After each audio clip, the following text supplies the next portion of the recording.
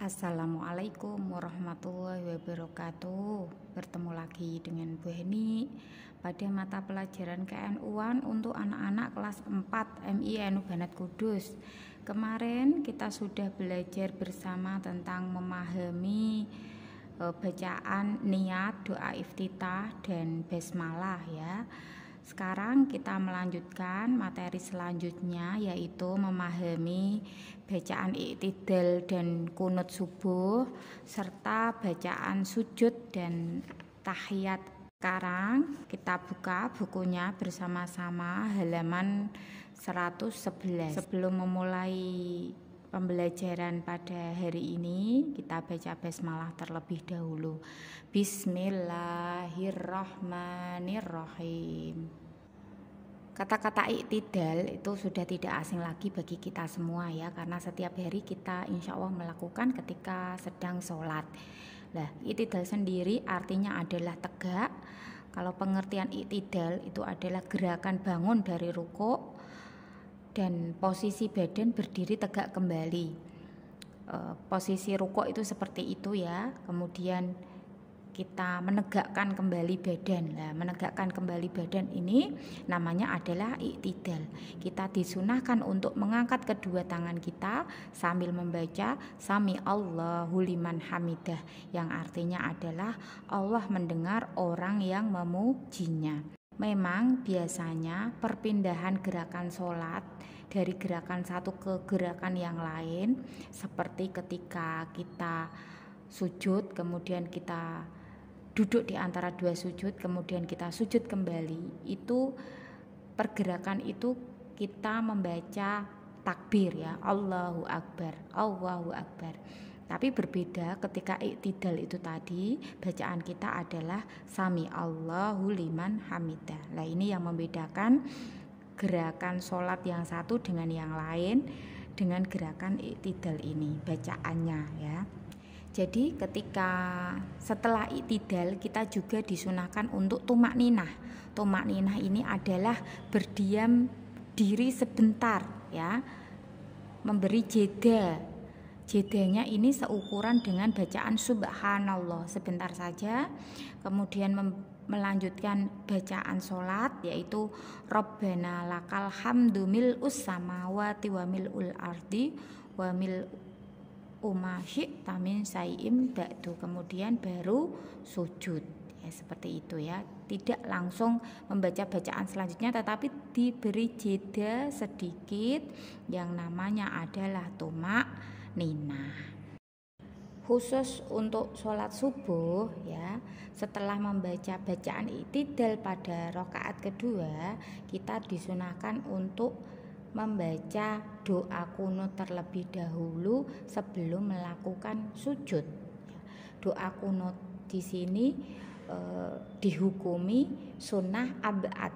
Sunnah ab'ad itu adalah sunnah yang jika lupa mengerjakannya diganti dengan sujud sahwi ya, setelah sebelum salam ya, diganti dengan sujud sahwi.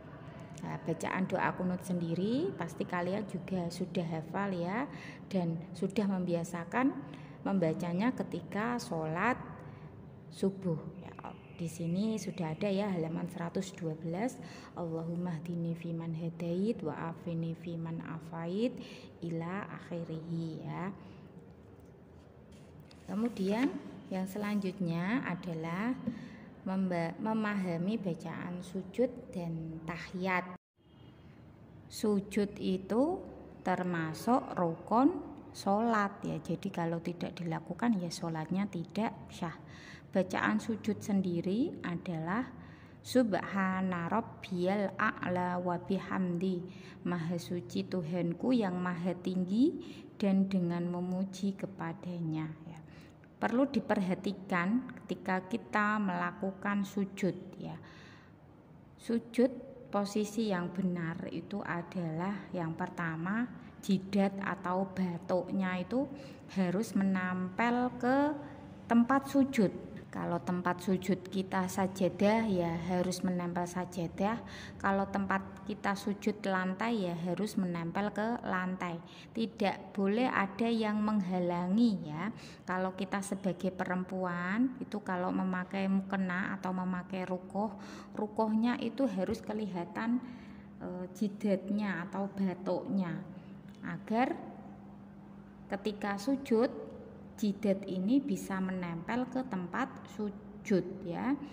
Jadi tidak boleh ditutupi mukena. Kalau memakai mukena jangan pas di alis ya, harus batuknya ini kelihatan. Kemudian yang kedua, posisi kedua telapak tangan sejajar dengan bahu, jangan terlalu ke depan atau ke belakang. Kemudian posisi jemari tangan saling menempel ya, jemarinya tidak boleh renggang-renggang, harus menempel ketika menempel di tempat sujud.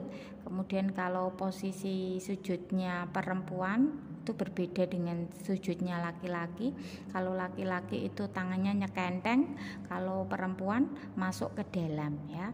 Kemudian dua lutut saat turun dari iktidal, jadi setelah iktidal kemudian kita melakukan sujud, dua lutut ini harus menyentuh lantai terlebih dahulu ya, daripada tangan.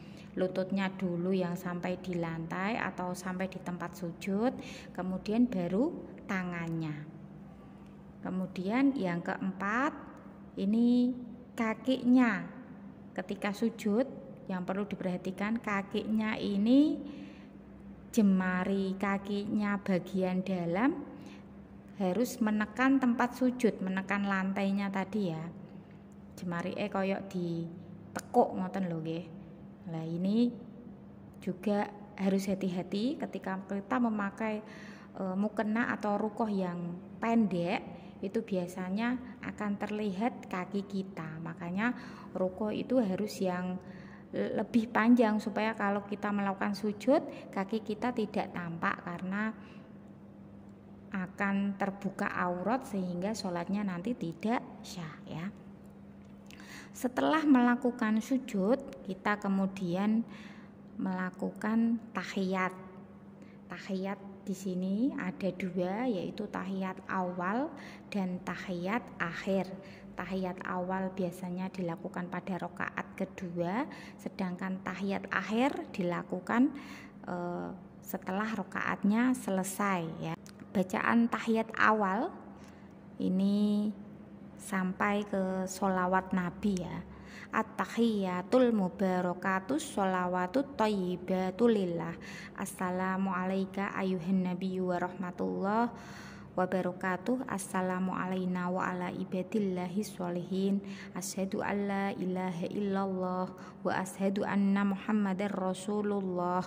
Allahumma sholli ala sayyidina Muhammad. Nah, ini kita disunahkan membaca sholawat. Kemudian ketika kita melakukan tahiyat akhir, bacaannya sama seperti tahiyat awal, tetapi ditambah sholawat kepada Nabi tadi ya, kemudian ditambah sholawat untuk keluarga Nabi, ditambah sholawat Ibrahimiyah ya. Nah, sholawat itu juga disunahi abad. Kalau kita tidak melakukan ya harus sujud sahwi ya. Seperti biasanya kalau kita lupa melakukan tahiyat awal ya, kita tambahi sholat kita dengan sujud sahwi. Berarti tambahannya ini ya, Allahumma sholli ala sayyidina Muhammad, sholawat untuk Nabi Muhammad, wa ala ali sayyidina Muhammad, ini untuk keluarga Nabi Muhammad, kama shollaita ala sayyidina Ibrahim ya. Kemudian kita limpahkan rahmat dan keselamatan kepada Nabi Ibrahim dan keluarganya, wa ala ali sayyidina Ibrahim dan keluarganya ya. Wa barik ala sayyidina Muhammad wa ala ali sayyidina Muhammad kama barok ta'ala sayyidina Ibrahim wa ala ali sayyidina Ibrahim fil alamina innaka hamidum majid. Jadi di situ lengkap ya. Kita bersolawat kepada Nabi, kepada keluarga Nabi, dan kepada Nabi Ibrahim serta kepada keluarga Nabi Ibrahim. Jadi secara tidak langsung bacaan di dalam sholat itu sebenarnya adalah berisi doa-doa kita, kemudian pujian-pujian kita kepada Allah, dan sholawat kita kepada Nabi dan keluarga Nabi.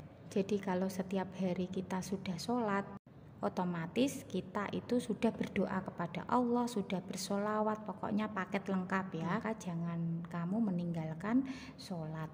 Kemudian karena sholat adalah ibadah yang pertama kali akan dimintai pertanggungjawaban kelak di akhirat. Cukup sekian penjelasan Bu Heni, semoga bermanfaat. Mohon maaf apabila ada kesalahan. Wassalamualaikum warahmatullahi wabarakatuh.